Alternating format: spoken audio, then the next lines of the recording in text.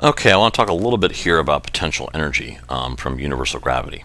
So, say we have a planet with a mass of capital M, and we start, say, in fact, I'm going to call it Earth. Why not? And we start on the surface of the Earth at RE. Okay, and we have an object. We want to lift that object far away from Earth, fairly far away from Earth, so that its final separation from the Earth's center is R. How much work do we have to do to get it there? So remember, as you move out, there's a force, or wait a minute, hold on. There's a force that from Earth's gravity that pulls you down back towards Earth. And as you move out, it goes down, right? Like that, and like that. And you want to find the work you have to do against this force to get out here. So the work that you have to do in order to lift this object from here. Now, from here to here. Now, we've talked before about the work required to lift an object. If you're near the Earth's surface, and say there's a thing, and you're lifting the object like that, and you're going a height delta h. We talked about the work there being mg delta h. That applies if you stay very close to the Earth's surface, where this force in red is constant. So I'm showing if you go way far away from Earth, it goes down, but if you're very close to the Earth, it stays constant, and you can just use this. But this is only applicable for the places where it's fair to say that little g is your gravitational force or your gravitational acceleration all the time. When you're moving far away from Earth, you can't actually do that. So what you have to do to do this is you have to calculate, you have to do an integral. It's the integral of this force, which changes with r with respect to r. Okay, so now we're not actually going to, well, we are going to do the integral, but it's very easy because I'm just going to tell you what the answer is. And I think if you're in calculus and you've done integrals, then you will know that's what the answer is. And if you aren't and you haven't, then you won't know, but you'll just take my word for it. And that's basically how you do integrals. You look them up in a table or whatever. So what we want to do first is look at what the shape of this f of r function is. So this is your force due to gravity on an object of mass m as you move it outward from the Earth. So you increase its r. So what I'm going to do is I'm going to draw this line here. This blue line here is going to be when you're on the surface of the Earth. So this is where r equals re. So when you're on the surface of the Earth, you're on this blue line. Now let's start with what's the force going to be when you're on the surface of the Earth. Well, when you're on the surface of the Earth, you know the force from gravity on an object of mass m. So we're going to say we have an object of mass m. We're going to say that force, we know that force is equal to mg. Okay, so what happens when you move out here to say 2re? So now you're 2re from the center of the Earth. So just plain old re, and I'm mixing lowercase and lowercase and uppercase r's. Lowercase and positive r. Wow, I'm doing great. Okay, so re is when you're on the surface of the Earth. 2re is when you come another Earth radius out. So this is about 2re here. So we can say that, okay? And what's the force here? Well, let's think about how the force due to gravity changes. You can't just say it's still mg because you're way further away from the Earth. You're not in this comfortable near Earth area we've got.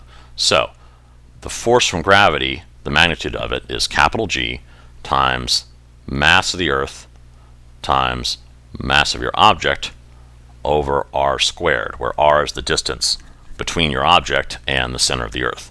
So at re, now at r, so at re, or at r equals re, that equals mg. So we have mg equals mass of Earth times mass of the object over re squared, right? But now we've moved out to 2re squared.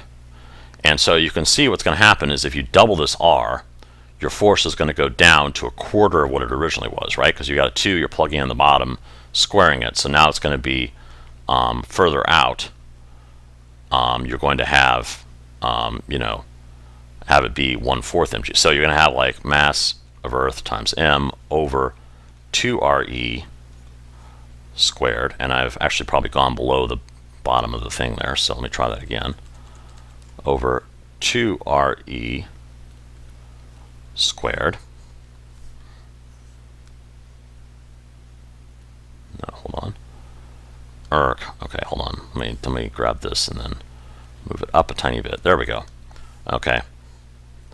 And so this is going to equal, if this equals mg, then this is going to equal 1/4 mg. So you can see when you move twice as far from the center of the Earth as you were before, your force goes down to about a quarter of what it was. So I'm going to draw this at approximately the 1/4 line, 1/4 point. Maybe that's a little too low. Okay.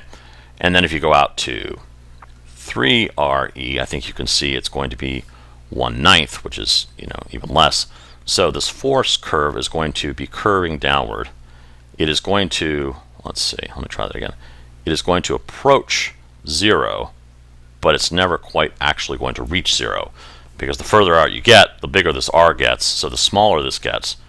But until r gets to infinity, you're never going to have this whole thing equal 0, right? Because G, M, and M, G, M, E, and M are all constant, right?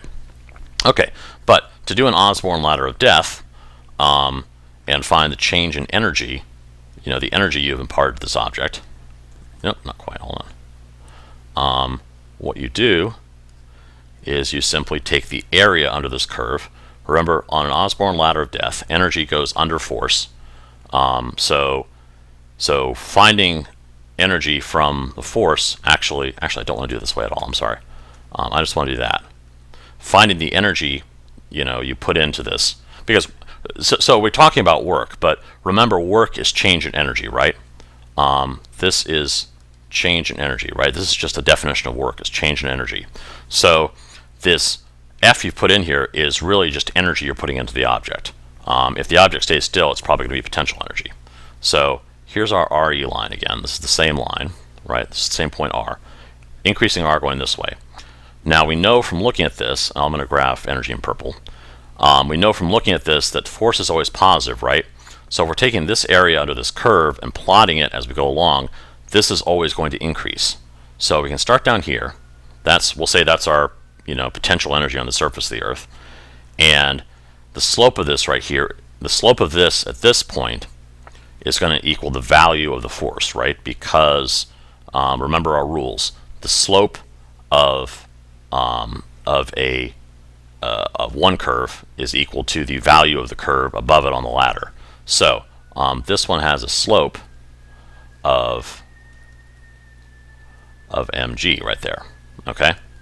So then when you get further up, the slope is going to be less. It's going to still be positive slope, but it's going to be less than it was here. So you're going to have this, basically this is going to get flatter and flatter as you go up. And so your energy curve as you move up is going to increase. It is never going to reach, it's going to approach an asymptote. And to prove that, unfortunately, requires math that you guys don't have, or that we haven't gone through. But trust me when I say that this is going to approach an asymptote. It's going to approach some value as you get to infinity. This is going to become constant, because you can see as you go to infinity r, this force gets smaller and smaller and approaches 0. And so if you're adding more and more, tinier and tinier pieces, you're eventually going to approach 0. Or not approach 0, sorry, you're going to approach a constant level of energy. Okay? So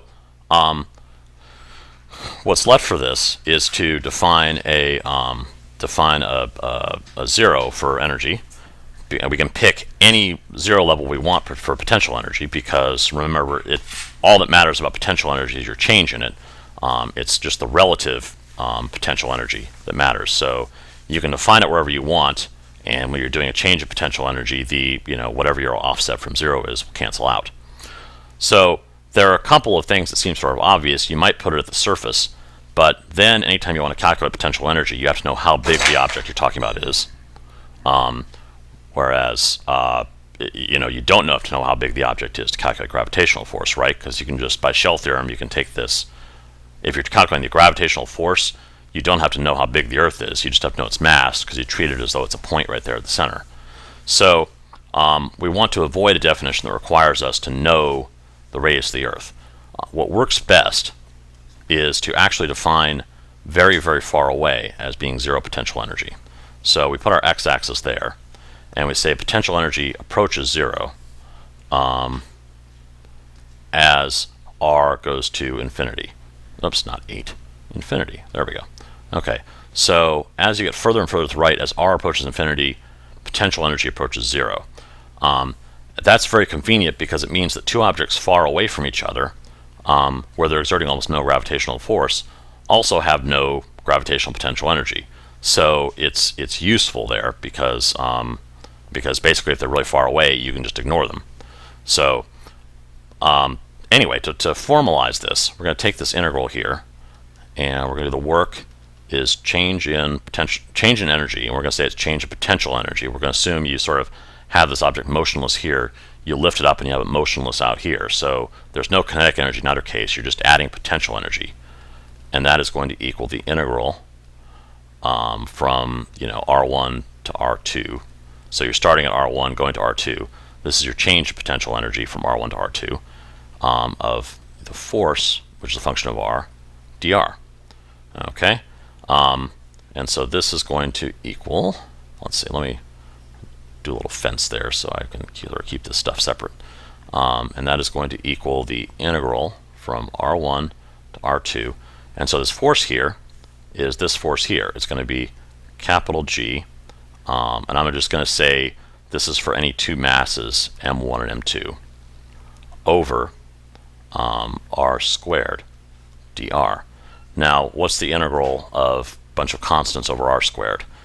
This is just something, if you know calculus, you know it. If you don't, you don't. But don't worry about it. So I'm just going to give you the answer, and it is negative G M1, M2 over R, and then you evaluate it at R1 and R2. But what this means for us, and I'm going to see if I can scroll down just a tad and get a little more space. There we go. What this means for us is that the potential energy in universal gravitation, the potential energy from gravity, is negative G M1, M2 over R. So it's the masses of these two objects multiplied together times G divided by the distance between them. This is very similar to the force equation, right? Except that it's over R instead of R squared. It's always negative. It's a scalar. Remember, there's no direction to energy. Energy is a scalar. And this has only one R on the bottom as opposed to the force having R squared. So that can be handy if you remember that the units of force, so let's do the units of force. This brackets around the F, usually it means units. Units of force is a Newton. Units of potential energy is the same as the units for any kind of energy, and that's joules, which are newtons times meters. So this makes sense if you think about it, because if this comes out as newtons, then this is the same except it has one less power of R in the denominator. So the units for this will be the units for this times your units of length. So the units for this are joules, newtons times meters, and that works out. So there you go. We'll do some examples in another video, but that's how you find potential energy for two objects with universal gravitation.